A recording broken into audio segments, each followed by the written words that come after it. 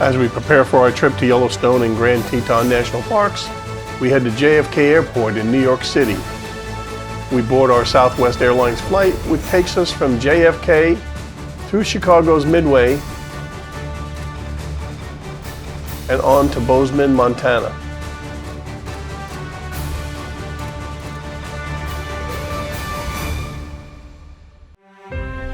It takes us a couple of hours to get to Gardner, Montana, and the north entrance of Yellowstone National Park.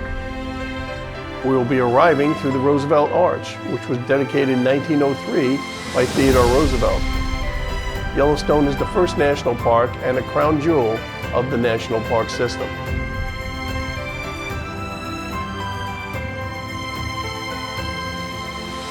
The North Entrance Road Historic District, which includes the Roosevelt Arch, was listed on the National Register of Historic Places in 2002. The plaque on the arch is inscribed with the phrase from the 1872 legislation that established Yellowstone National Park, for the benefit and enjoyment of the people.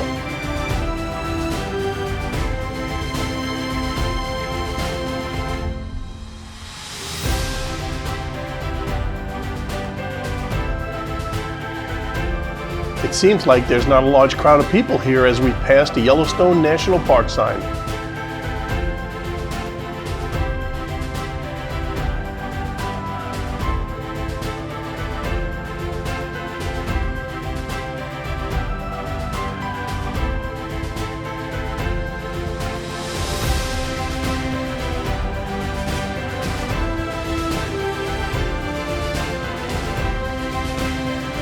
As we approach the guard gate for Yellowstone National Park, we can already see the incredible scenery in front of us. We still have a few hours to go before we get to our cabin, which is in between Yellowstone National Park and Grand Teton National Park.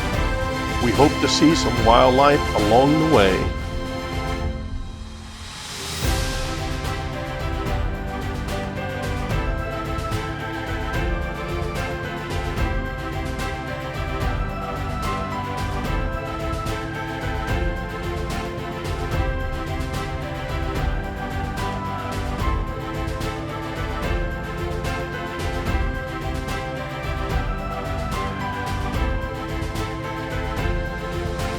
As we passed through the entrance to Yellowstone National Park, we were already at 5,314 feet. And we were lucky enough to see our first wildlife, an American bison. The American bison is a native of North America and is the animal most people think of as a buffalo.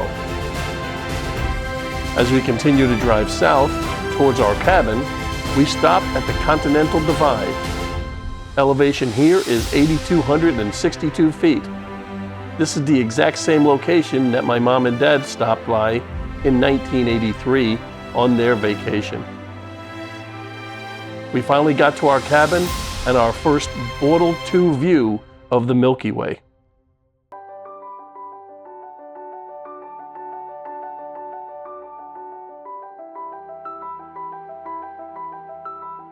Our first day into Grand Teton National Park, we saw some spectacular scenery. And just around Willow Flats, we witnessed a herd of bison coming across the valley with a great view of the Grand Teton Mountains behind them.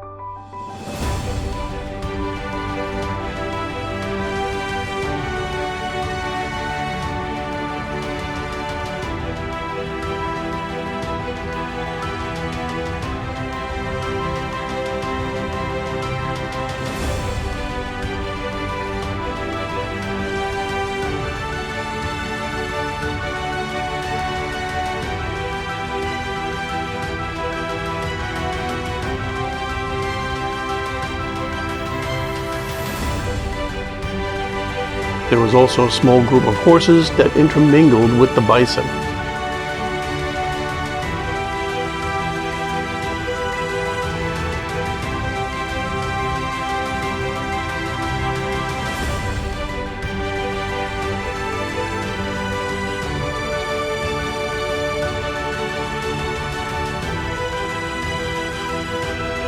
Sandy was also trying to make some friends, and we saw a crow on the side of the road.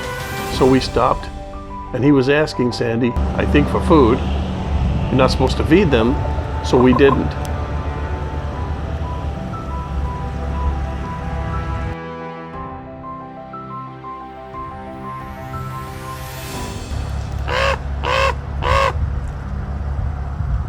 Sorry, no food, man.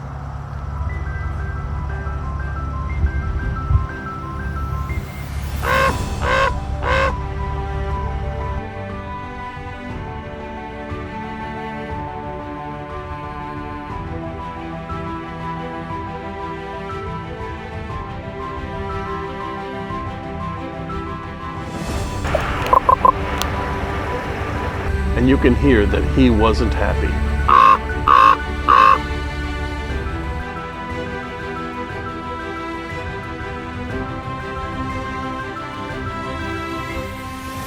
It was getting time to get something to eat, so we stopped at the Jackson Lake Lodge. The lodge has been designated as a National Historic Landmark. As we walked up the stairs to the restaurant, you can see the spectacular view from the floor-to-ceiling windows as we got to the top of the landing.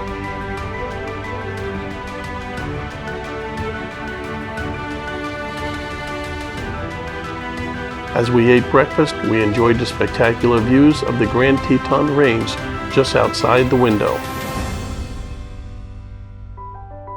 After breakfast, we stepped outside to take in the panoramic views of the Grand Teton mountain range. We were hoping to see some wildlife, but we didn't at this location.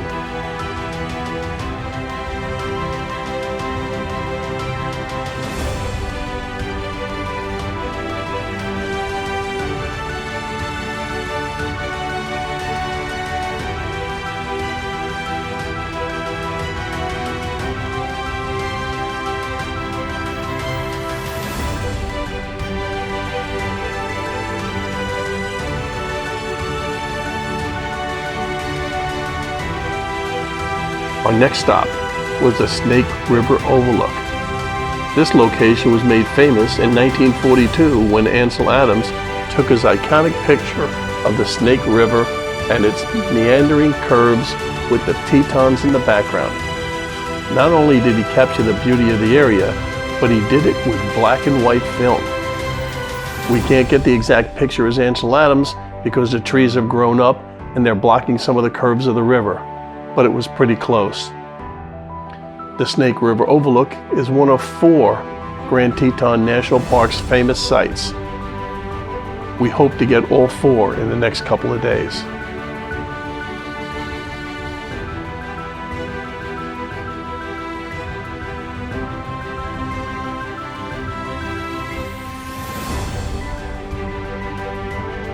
We're now at Oxbow Bend, and you can see Mount Moran straight on with the Snake River in the foreground.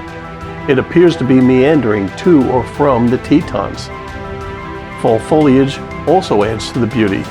It's easy to see why this is another of the famous 4 spots to get an iconic photo in Grand Teton National Park.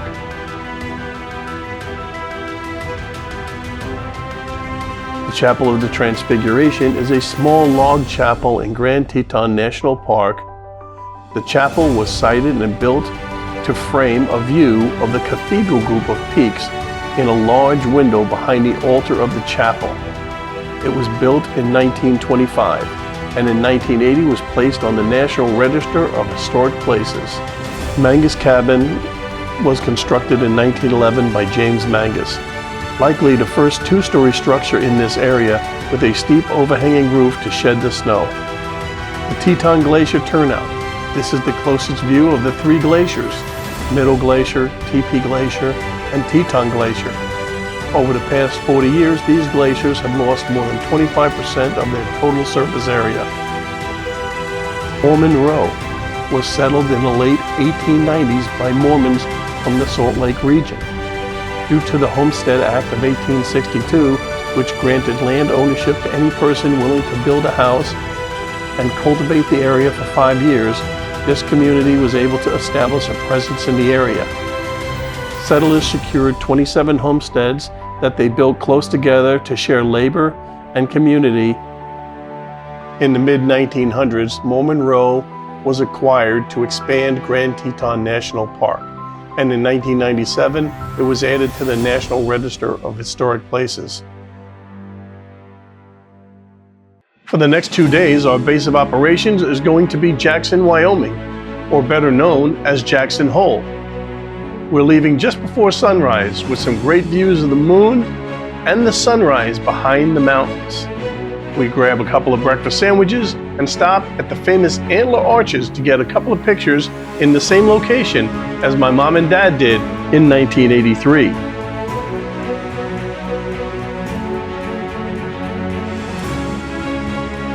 We have a full day in Grand Teton National Park. Our first stop is Schwabacher's Landing. It's named for Albert Schwabacher, a San Francisco businessman who bought a Jackson Hole ranch in 1927 and loved to fish on the Snake River. We arrive early in the morning to get that perfect reflection of the mountains over the water.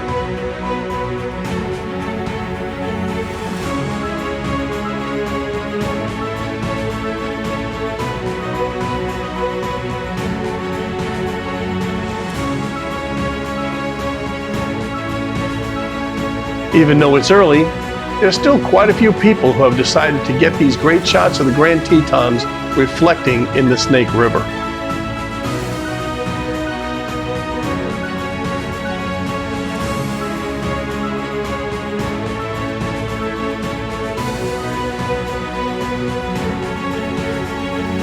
Our next stop is Mormon Row.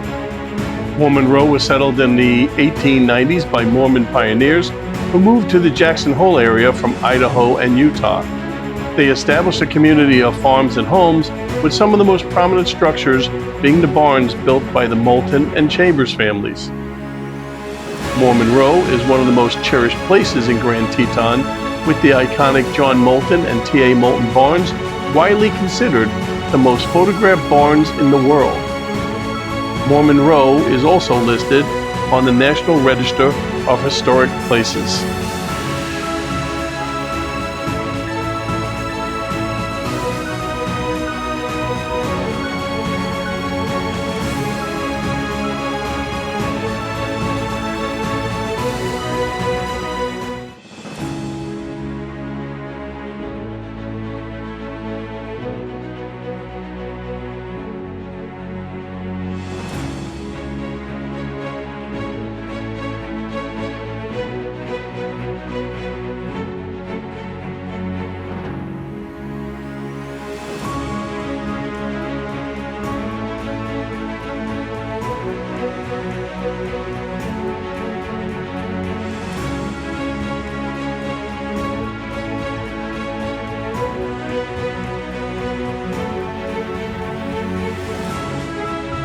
This is Blacktail Pond's Overlook, named for the black-tailed deer, now known as mule deer.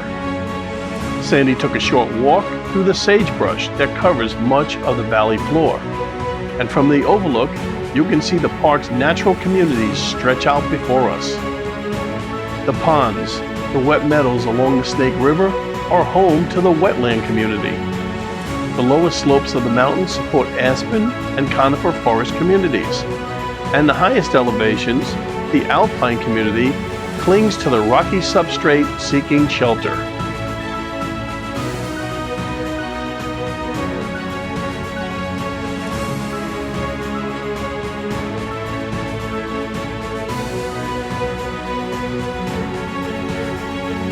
Mount Moran is one of the most recognizable peaks in the Tetons. The peak is named after the famous landscape painter Thomas Moran. The Cathedral Group is a group of the tallest mountains of the Teton Range. They are classic alpine peaks with pyramidal shapes caused by glacial motion.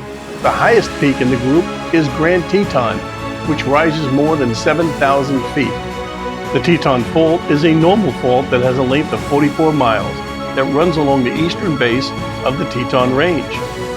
Vertical movement of the fault has caused the dramatic topography of the Teton Range. Jenny Lake is one of the most visited areas in Grand Teton National Park. Tucked away at the base of the Teton Range, the lake is a centerpiece of the park. From the east shore, visitors have views of Teton Mountain, Mount St. John, and into the Cascade Canyon. From the west shore, visitors can look back across the lake towards the valley of Jackson Hole.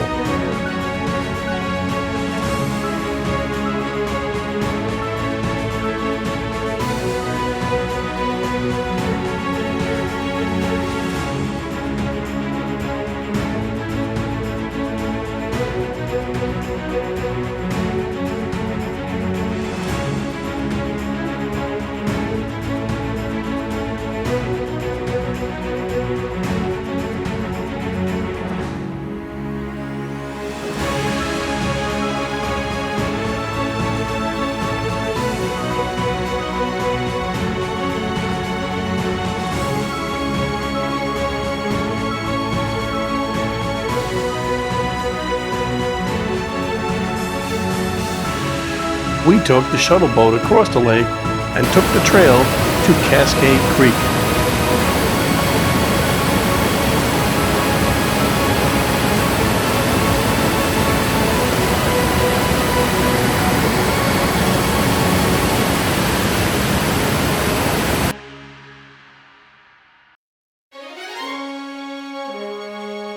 We have our Yellowstone road trip shirts on, and we're on our way to Yellowstone National Park. Just a few final pics in Jackson and the Grand Tetons.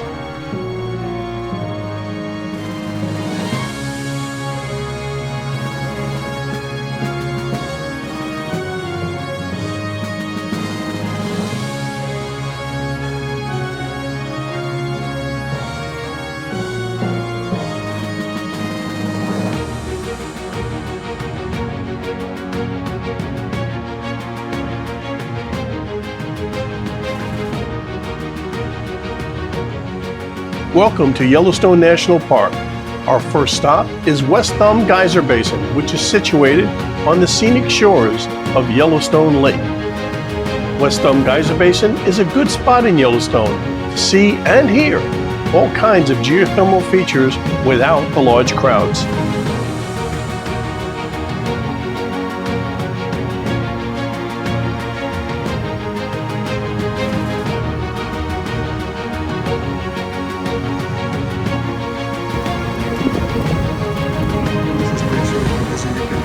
Lakeshore Geyser boils vigorously and almost continuously, and often erupts a few feet. Its last known major eruption was in 1970.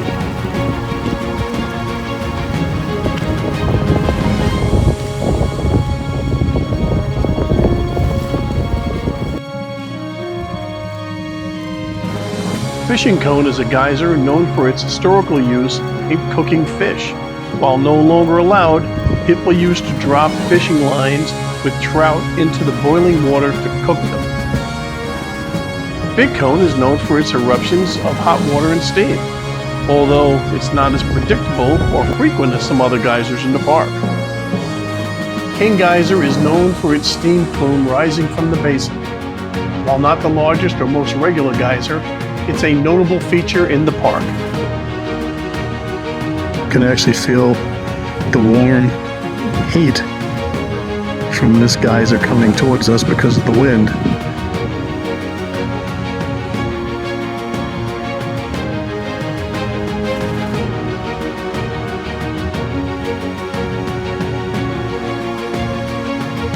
Abyss Pool is known for its deep, dark green water that creates an illusion of a bottomless pool.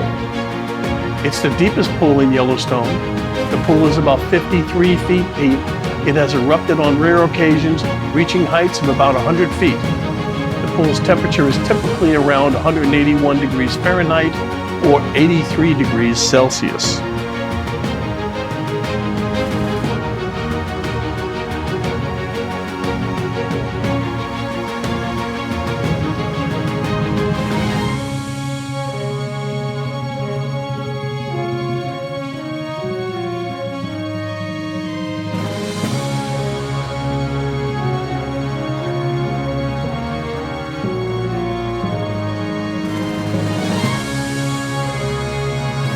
Mud Geyser was once the main attraction. This feature once shot mud up to 50 feet into the sky. However, it effectively died in the 20th century. Today, some activity has returned to the area.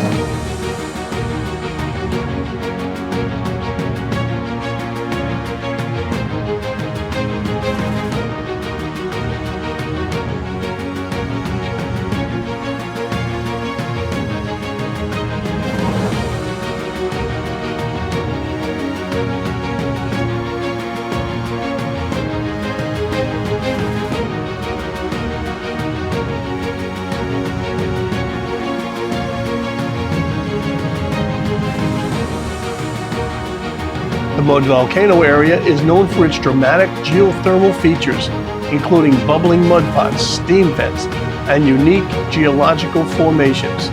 The area is characterized by acidic hydrothermal features. Pretty cool, and as we're approaching the next thermal feature on the boardwalk, you can see all the steam rising. Sandy up front. Hi, Ben.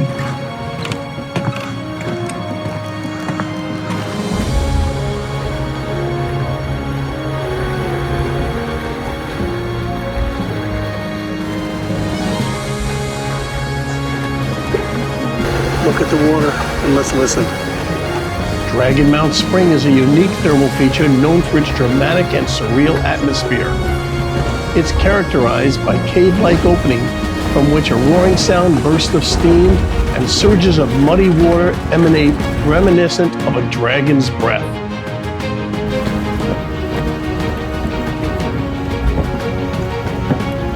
Dragon's Mouth Spring. Pretty cool.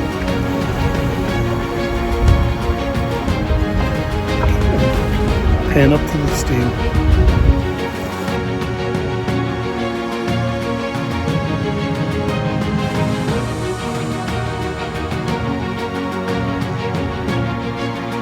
As we drive through Hayden Valley, we run into a bison traffic jam.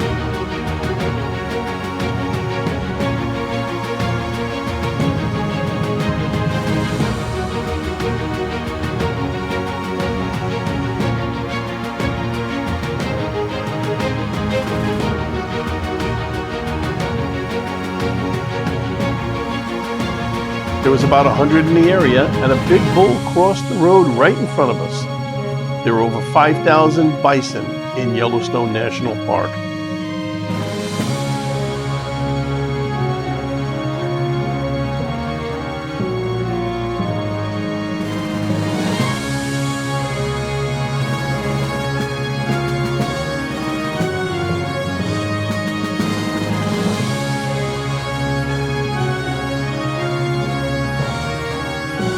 Now to the Grand Canyon of the Yellowstone.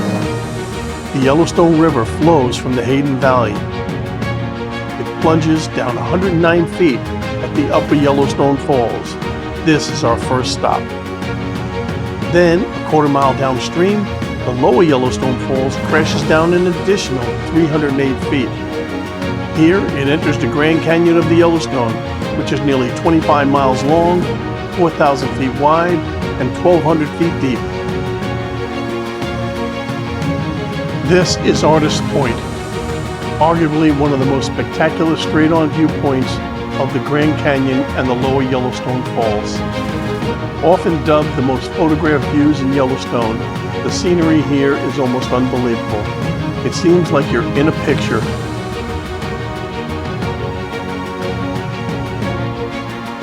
The canyon's walls display a range of colors, primarily yellows, reds, and oranges, due to the oxidation of iron compounds in the rhyolite rock. The canyon's formation is relatively recent in geological terms, estimated to be between 10,000 and 14,000 years old.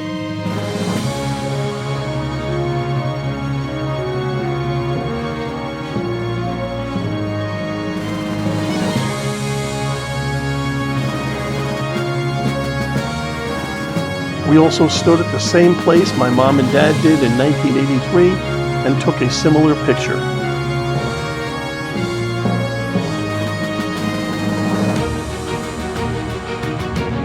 Our home for the next 2 nights is the Old Faithful Inn, a National Historic Landmark and the largest log structure in the world. We are right next to Old Faithful Geyser.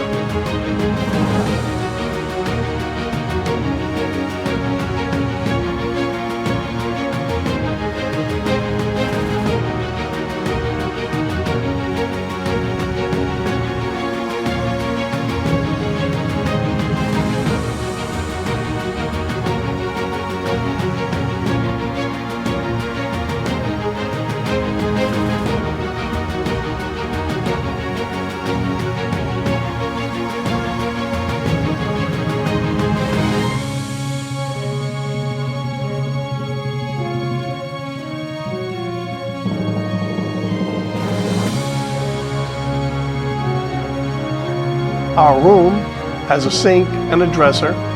The bathroom is across the hall. And as you can see right outside the window are geysers in the distance. And to the right of where I'm standing is Old Faithful, which is expected to erupt in the next few minutes. So I'm going to go downstairs and check it out.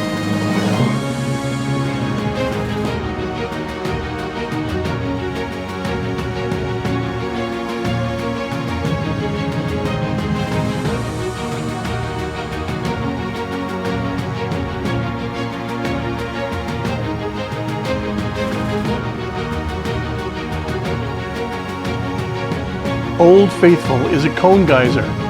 It was named in 1870 during the Washburn-Langford-Doane expedition and was the first geyser in the park to be named. It's a highly predictable geothermal feature that has erupted every 44 minutes to 2 hours since 2000. The reliability of Old Faithful can be attributed to the fact that it's not connected to any other thermal feature in the upper geyser basin. Eruptions can shoot 3,700 to 8,400 gallons of boiling water to a height of 106 to 185 feet, lasting from 1.5 to 5 minutes. The average height of an eruption is 145 feet.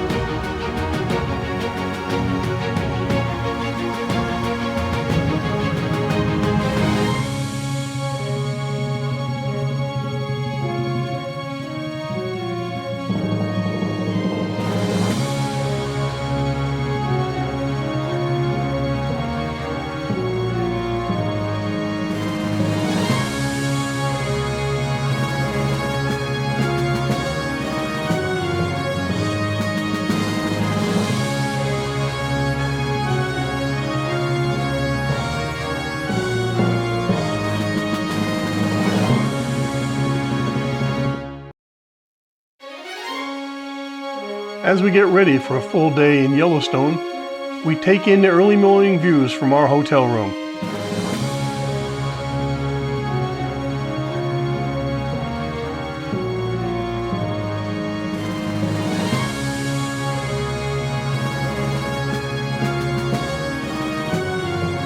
Our first stop is the Grand Prismatic Overlook Trail. The trail is a 1.5 mile out and back hike with a moderate elevation gain.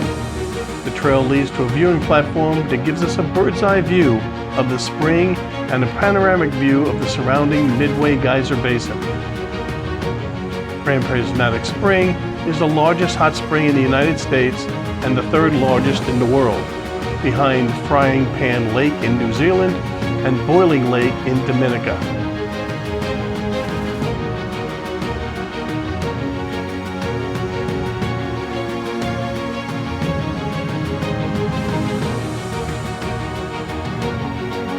Grand Prismatic is approximately 370 feet in diameter and 160 feet deep. The spring discharges an estimated 560 gallons at 160 degrees Fahrenheit per minute into the Firehole River.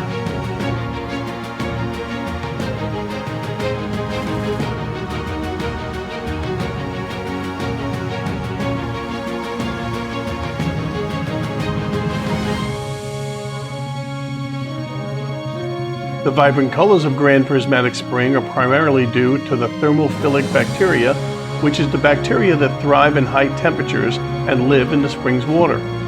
These bacteria produce different pigments that absorb and reflect light at varying temperatures, creating the colorful bands around the edge of the spring.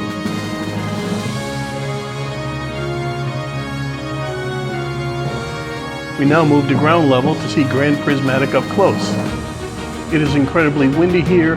As we look across the Firehole River, we see the water discharging from Excelsior Geyser Crater. The Excelsior Geyser discharges as much as 4,500 gallons of water per minute directly into the Firehole River at 199 degrees Fahrenheit.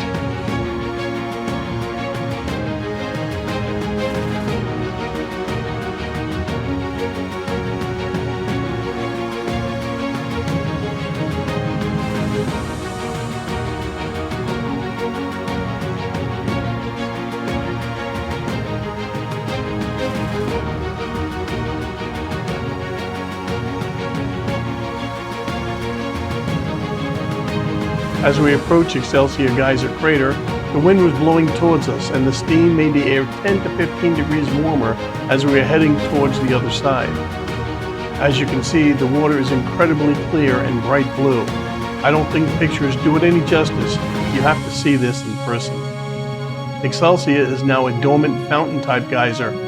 It boils as a productive hot spring most of the time.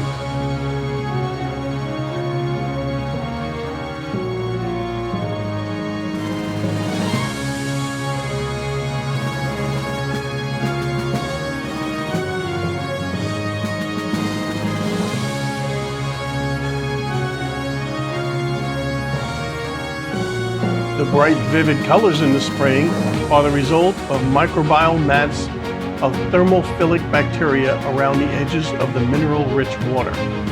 The mats produce colors ranging from green to red. The amount of the colors in the microbial mats depends on the ratio of chlorophyll and carotenoids and on the temperature gradient in the runoff. In the summer, the mats tend to be orange and red, whereas in the winter, the mats are usually dark green. The center of the pool is sterile due to extreme heat. The deep blue color of the water in the center of the pool results from the intrinsic blue color of water. The effect is strongest in the center of the spring because of the sterility and depth.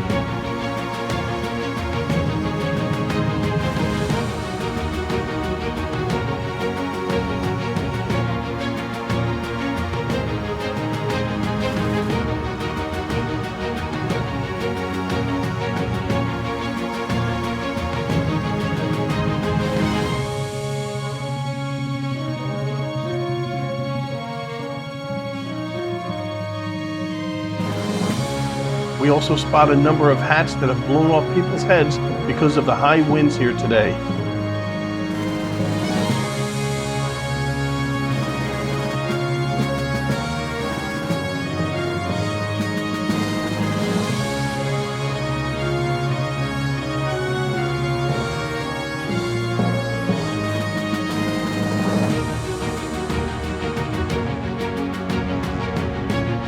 Opal Pool is actually considered a fountain-type geyser, despite its usual activity as a hot spring and rarely erupts.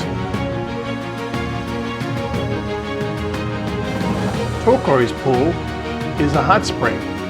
It was named in 1878 by A.C. Peel of the Hayden Survey from the tint of the water, which is blue of the turquoise. It remains true to its name today.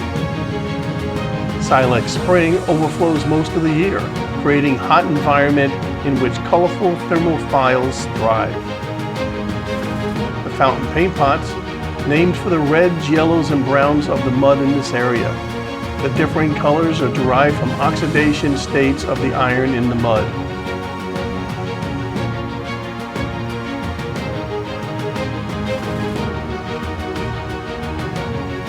A fumarole, also known as a steam vent, are hydrothermal features where steam and gases vent from the earth due to limited water supply. These features are the hottest thermal features in the park and are characterized by the loud hissing or roaring of steam and gases. Fumaroles can reach temperatures as high as 280 degrees Fahrenheit.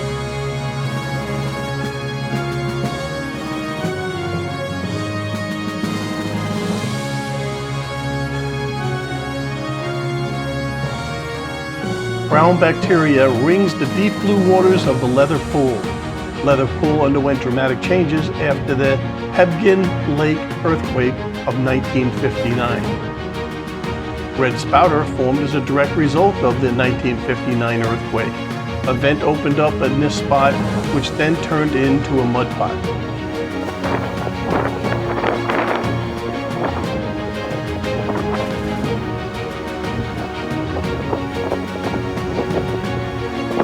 Spasm Geyser. A small geyser is quiet after fountain geyser erupts. Afterward, it will resume splashing water up to 3 feet in the air.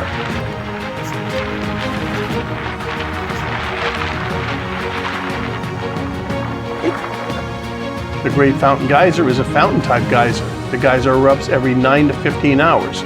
Great Fountain's maximum height ranges from about 75 feet to over 220 feet. Its duration usually lasts about 1 hour, but durations for over 2 hours have been seen. We are in between the eruption cycle. While waiting for Great Fountain Geyser to erupt, in the distance, White Dome Geyser began to erupt. White Dome is a conspicuous cone-type geyser. It is easily seen by people waiting for eruptions, like us at nearby Great Fountain Geyser. It's a 12-foot-high geyserite cone and one of the largest in the park. Eruptions last about 2 minutes and reach heights of about 30 feet, the maximum height being attained early in their eruption. As usual for cone-type geysers, the play is continuous for most of the eruption cycle.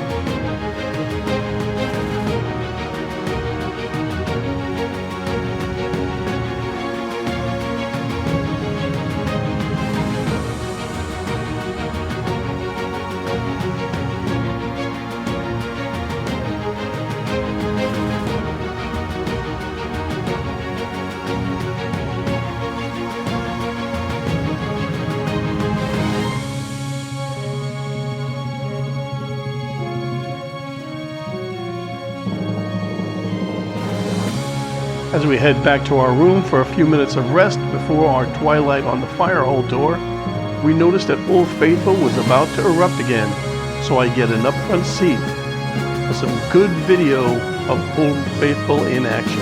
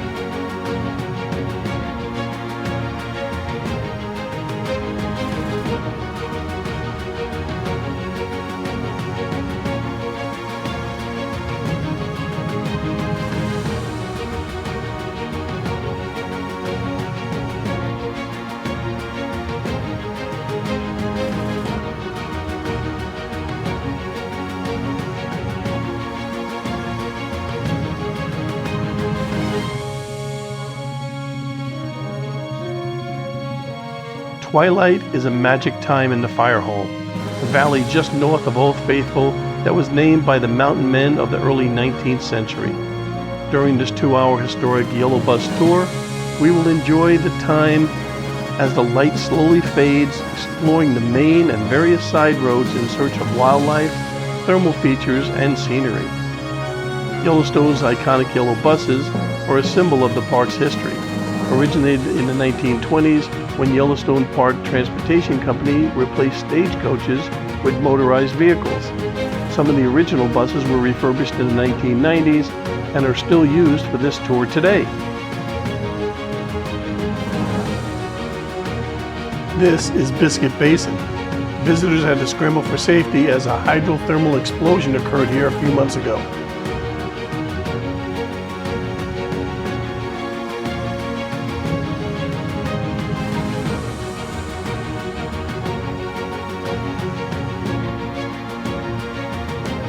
As the sun sets over Old Faithful Inn, I take time to get some pictures of Old Faithful at night and the Milky Way.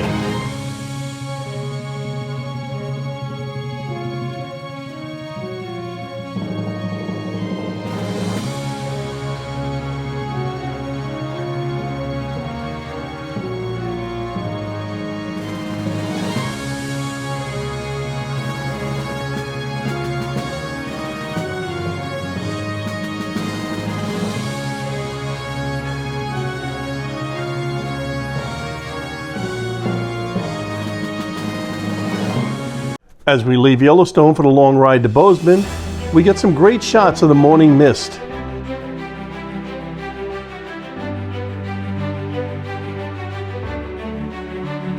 We are lucky to catch this small herd of female elk. Female elk are called cows and do not have antlers like the males or bulls. They weigh approximately 500 to 600 pounds and stand about 4.5 feet at the shoulder.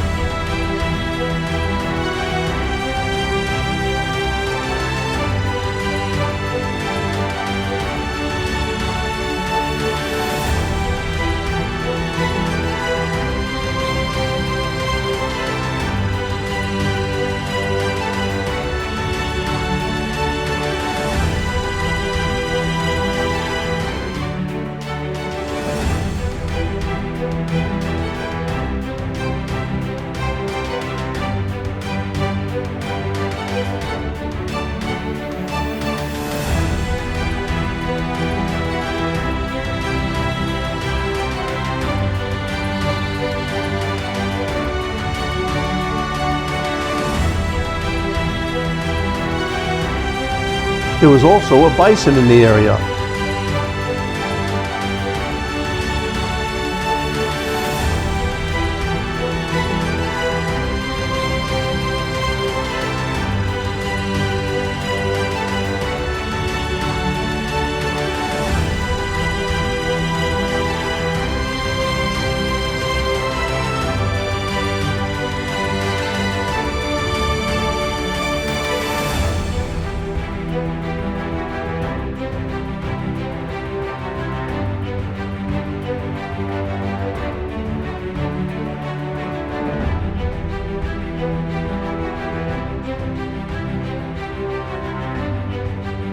Our final shot of wildlife was this bull elk heading into the woods.